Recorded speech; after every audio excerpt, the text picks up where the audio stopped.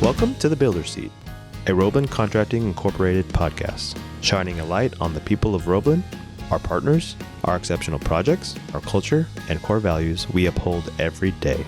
Enjoy the show.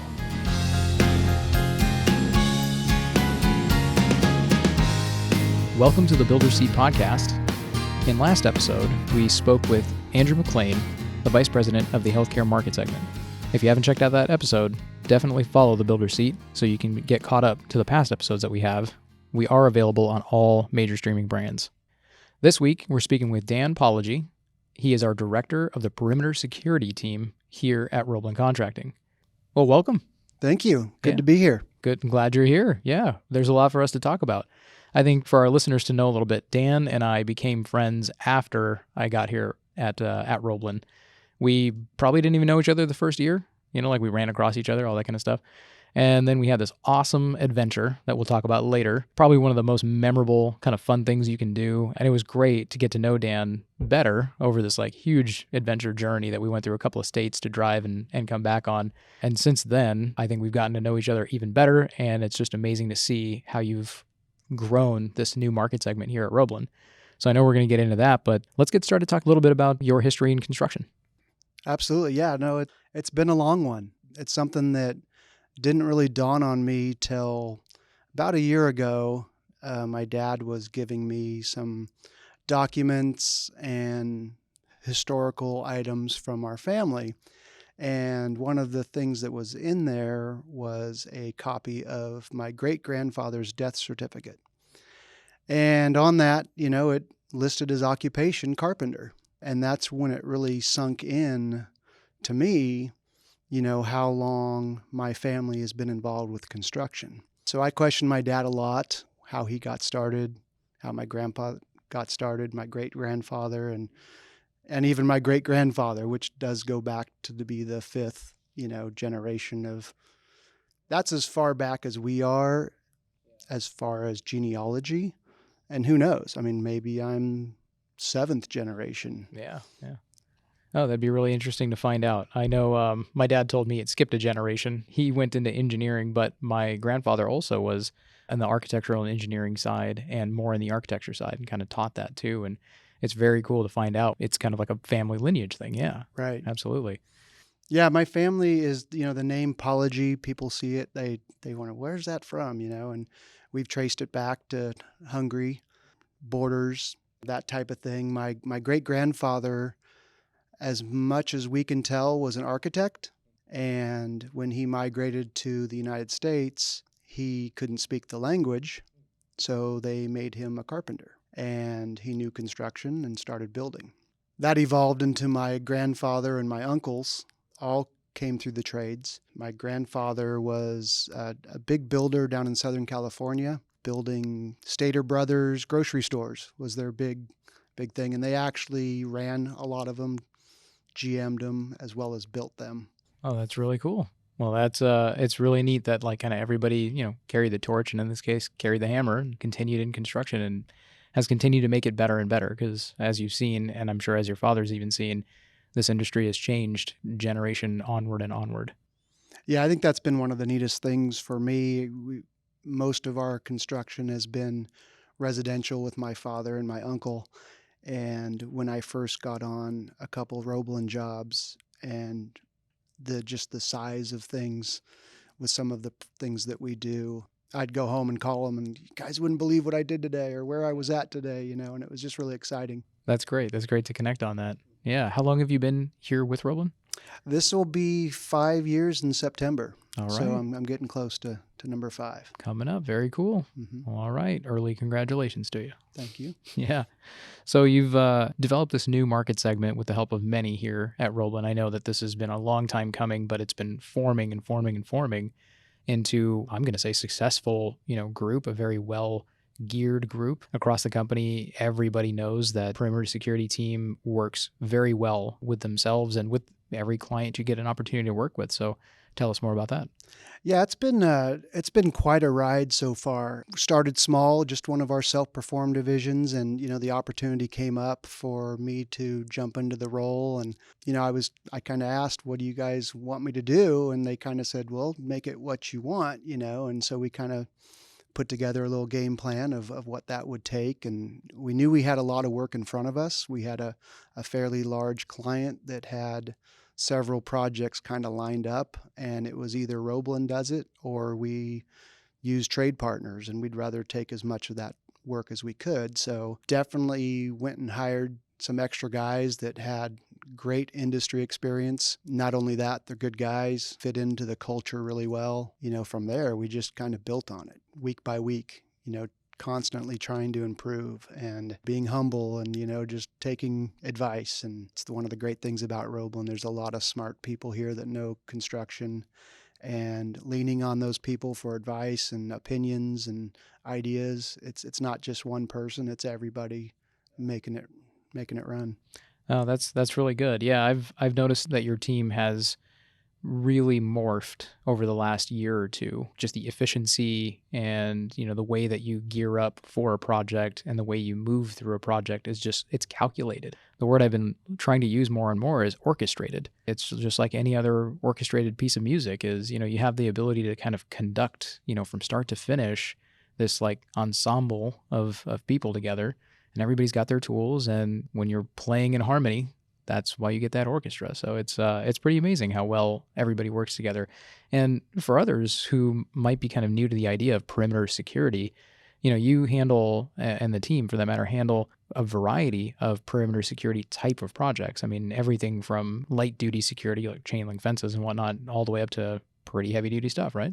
Yeah, absolutely. I mean, I think that's been one of the most exciting things about my group is their ability to adapt. Our client has changing specifications all the time, and we could either adapt to that or we could watch others build it.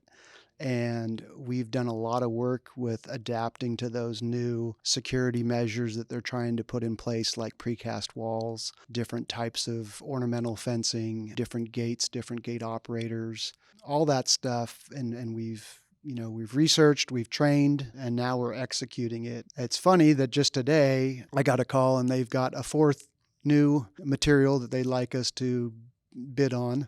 So that could be the next thing, which is a non-conductive fence material. So, oh, wow.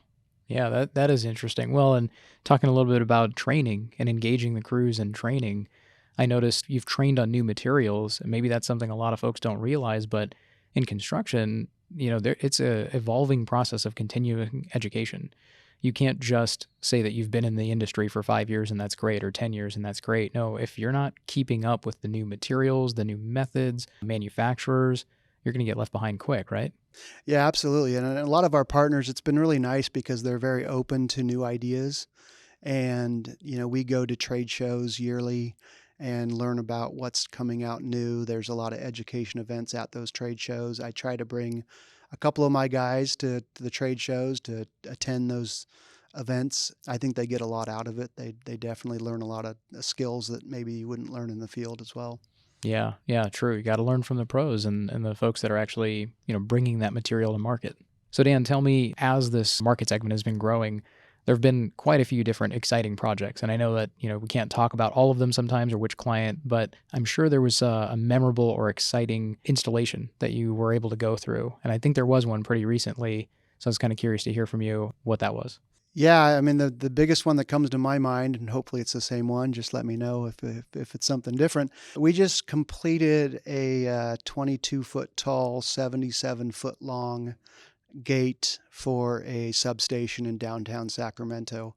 I can't take much of the credit for it. Our Station G team did a fantastic job just orchestrating with the client and the engineers, and then our field teams, which just did a fantastic job putting it all together. We had a local vendor do a lot of the work, just a lot of back and forth. And this thing's just amazing. It's really cool looking. Evidently, it's under power as of this week. The access control people are doing all their work, and it's moving back and forth. So it's pretty exciting. Yeah, no, that's the one. I was, and the thing most people don't realize, again, when it comes to this is that You think perimeter security, the first thing somebody thinks about is chain link fence, barbed wire, that kind of thing. But it's more than that. It's ornamental. It sets the stage for the environment around it. You can't have a big razor wire fence in the middle of downtown Sacramento. That's not going to look too great.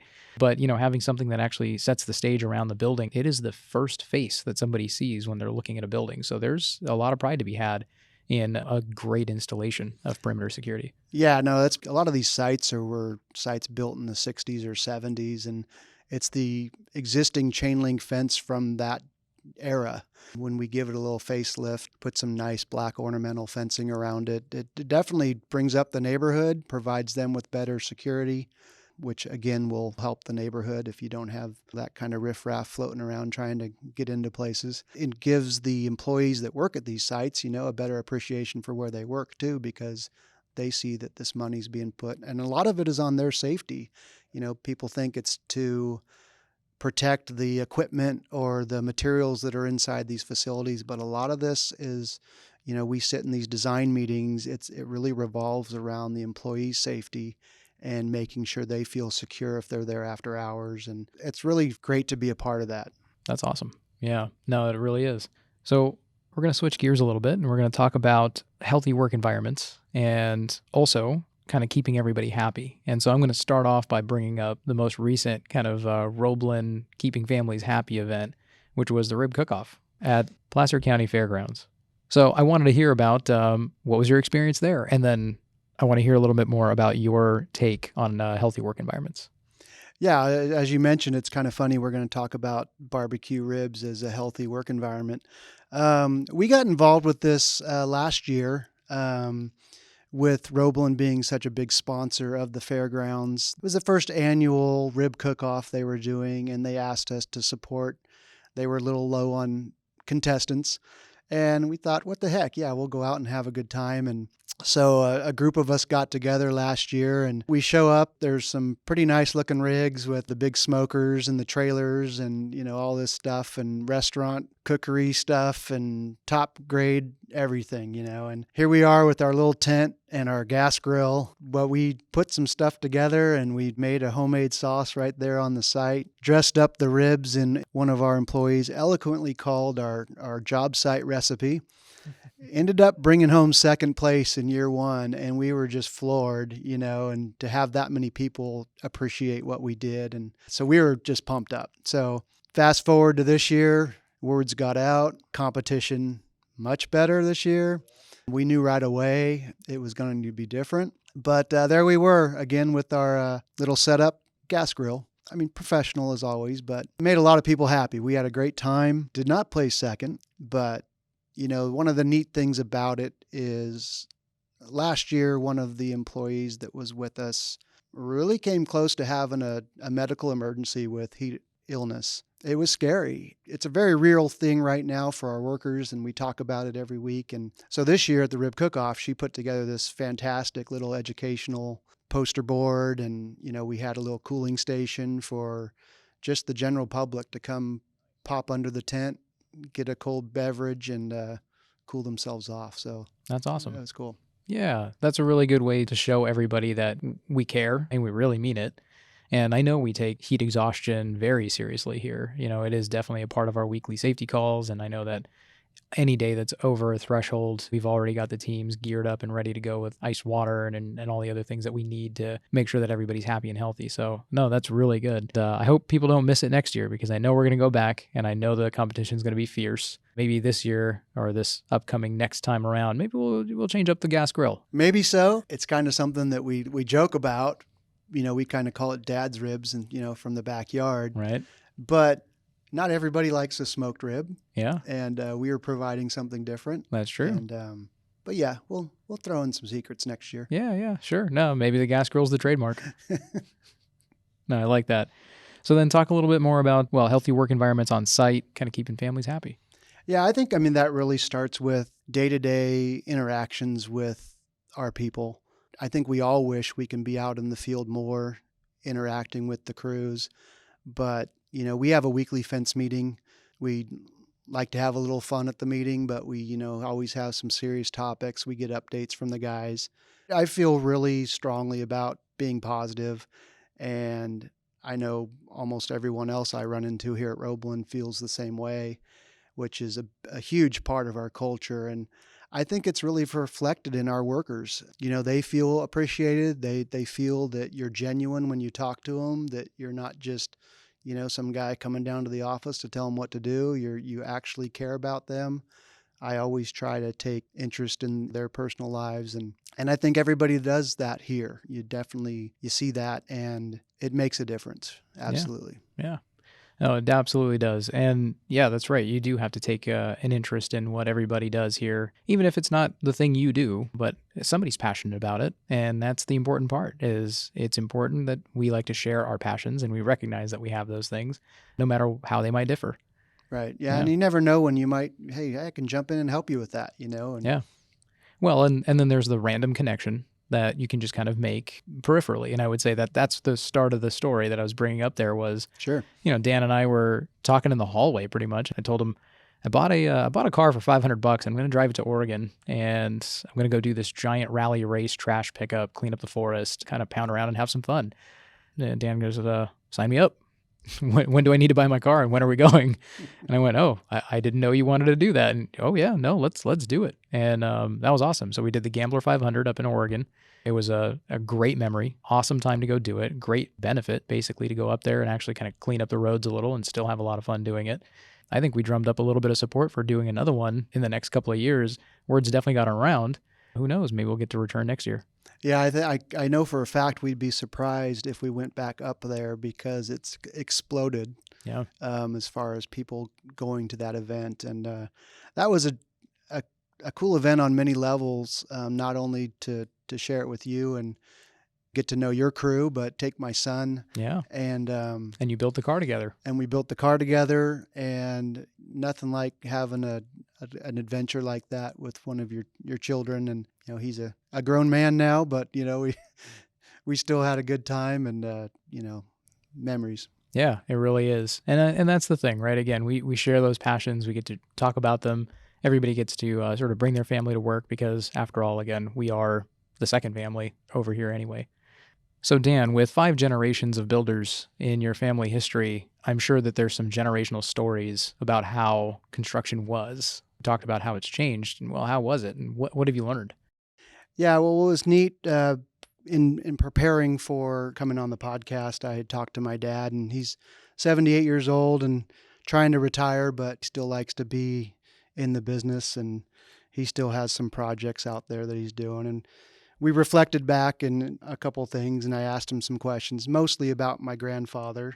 My grandfather was a cook in World War II. I believe he was on a Navy ship as a cook. And immediately getting out of the war, he got his contractor's license in 1947. And one of the neat stories he always told me is when my grandfather was a teenager, at the time they were building Hoover Dam. And the Hoover Dam, I mean, most people think about it right now. Yeah, it's a big dam and Colorado River and all that kind of stuff. But back when it was being built, it was one of the biggest things happening in the world. It's so exciting that you would read a little snippet about it in the newspaper or whatever. He got a group of guys together. One of his friends had a brand new station wagon. They all hopped in the station wagon, drove from Southern California all the way out to where the Hoover Dam still sits. Mm-hmm. And just they kind of popped out on the top of a hill and looked down upon, the construction happening. And I think that's probably where his zest for the construction life probably started, and then he had to do his term in the war and made it through that and came back and became a contractor. My father was a fireman, and he didn't really want to stay being a fireman. And my mom's father, so my other grandfather, knew a lot about construction and taught my dad a lot and kind of fostered that construction thing. And he started building spec homes with my mom's dad in 1968.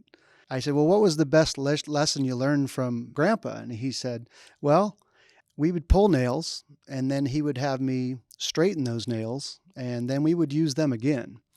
again, this is, men that are out of the Depression. My grandfather was a 16-year-old kid in the Depression and joined the Army illegally just to get food. So every little piece of scrap of everything was super precious to them. Sure, yeah. A long time ago in this industry that you had to keep a nail, but I think that was a different era of construction where you really thought ahead and planned ahead. Every time you drove a nail, you even wondered if you had to, right? Are we fastening this the most economical way, the most efficient way? And I think with surplus and abundance and high volume manufacturing, things have changed a little bit. We've changed our attitude towards things, but I think we're swinging back now. I would agree. I mean, even there for the longest time, labor was even cheap.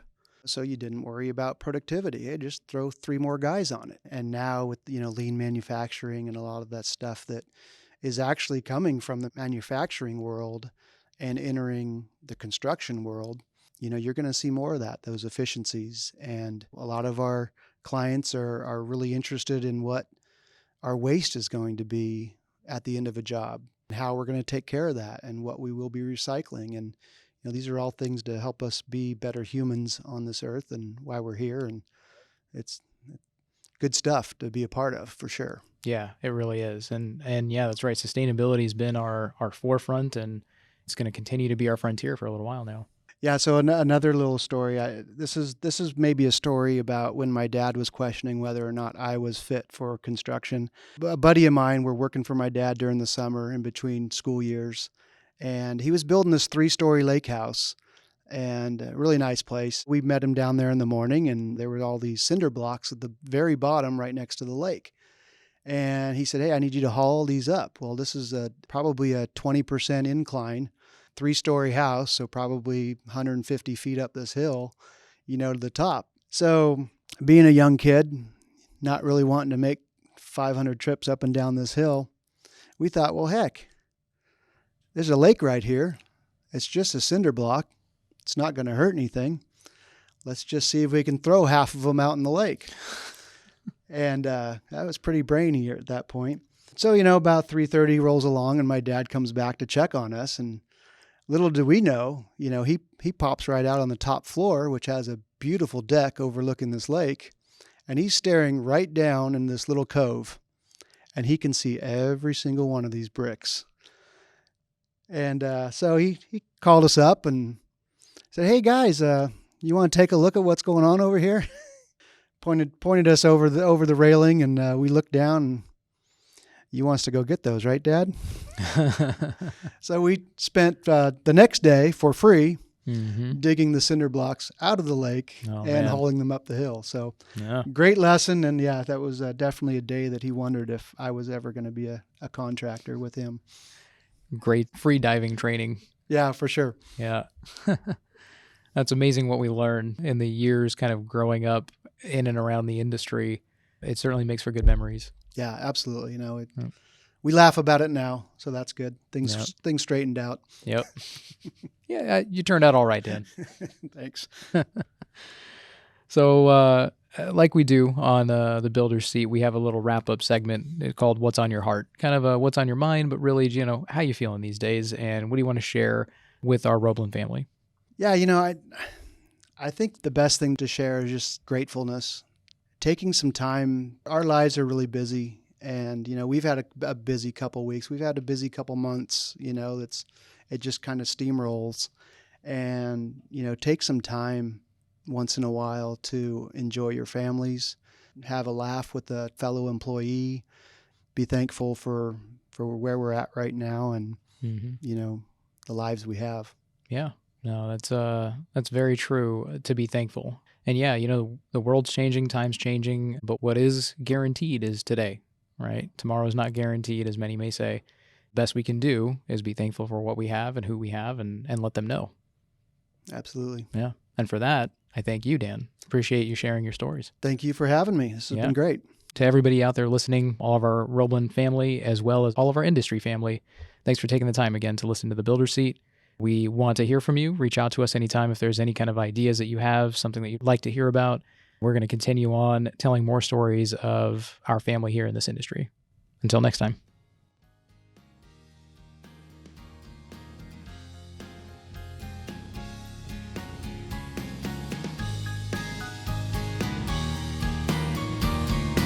Today's episode is produced and edited by Roblin's digital media specialist Aaron Zaragoza. Hosted by Director of Strategic Operations Hitesh Dewan. Original music by Superintendent of Concrete Rich Collenberg.